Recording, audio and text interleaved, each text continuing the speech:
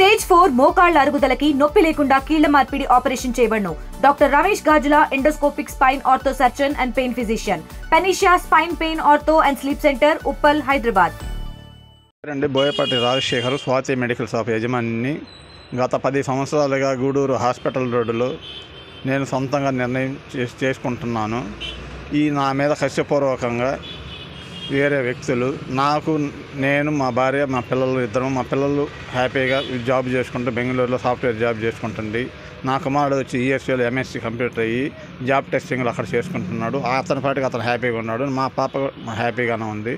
నేను మా ఆవిడ ఇద్దరం షాపులో యజమాని ఇద్దరం చేసుకుంటూ ఇద్దరం మార్చుకుంటూ మేము వ్యాపారం చేసుకుంటూ మేము హ్యాపీగా ఉన్నాము. మాకు ఇలాంటి గంజాయి అలవాట్లు మాకు లేవు.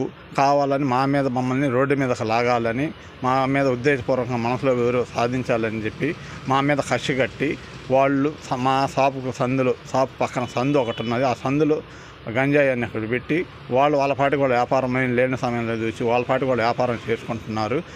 దాన్ని ఎవరో కావాలని నాది అనే స్వాతి మెడికల్ షాప్ యజమాని చేస్తున్నాడని మా మీదే వాళ్ళు కష్టపూర్వకంగా కంప్లైంట్ మీడియా ఎవరికో వాళ్ళు వచ్చి నన్ను తీసుకొని అరెస్ట్ చేసినట్టు ఒక 3 రోజులు వాళ్ళ హ్యాండ్ఓవర్లో పోలీస్ స్టేషన్లో పెట్టుకొని వాళ్ళు SI గారు, CI గారు, DSP మేడం గారు అందరూ నాకు సహకరించి ఇతను చేయలేదు అనే ఒక ఉద్దేశం వాళ్ళకి నమ్మకం కలిగినది కాబట్టి అందులో వాళ్ళు అక్కడ పూర్తిగా నా మీద నిఘా పెట్టి వాళ్ళు చేయలేదు, అతను చేసే ఉద్దేశం లేదు, అతనికి అటువంటి చేయాల్సిన అవసరం అతనికి లేదనే ఉద్దేశంతో వాళ్ళు ఎంక్వైరీ చేసి ఇక్కడ ఫలానా వాళ్ళని ఎంక్వైరీ చేసి అక్కడ వాళ్ళని అసలు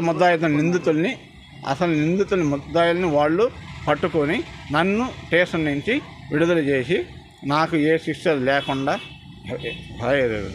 FIR కూడా లేకుండా 3 రోజులు నా విచారణలో చూసుకొని ఇతను కరెక్ట్ నిజాయితీపరుడు అని చెప్పి నాకు ఒక ముద్ర నిజాయితీపరుడు అనేది చేసి నన్ను బయటకు పంపించినారు.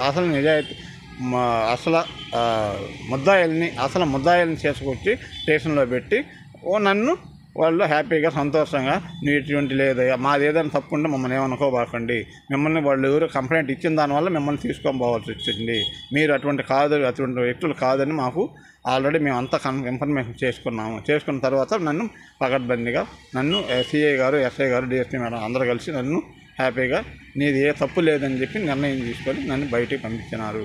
ఇది కష్టపూర్వకంగా నా మీద అసలు వ్యక్తులు నయమనే ఒక అబ్బాయి వాడికి నాకు ఎలాంటి సాక్ష్యాలు లేవు. వాడు నాకు మంచోడే అని నేను అనుకుంటున్నానే కానీ వాడికి నాకు ఇంత దురుద్దేశం వాడు నా మీద ఉన్నదని నాకు ఇంతవరకు తెలియదు. వాడు కావాలని ఇక్కడ అందరినీ పోగు చేసి మీడియా కూడా వాడే ఫోన్ చేసి ఆ సందులో ఆయన అమ్ముతున్నాడని చెప్పి నా మీద అతను ప్రచారాలు చేసి కంప్లైంట్ ఇచ్చినాడు.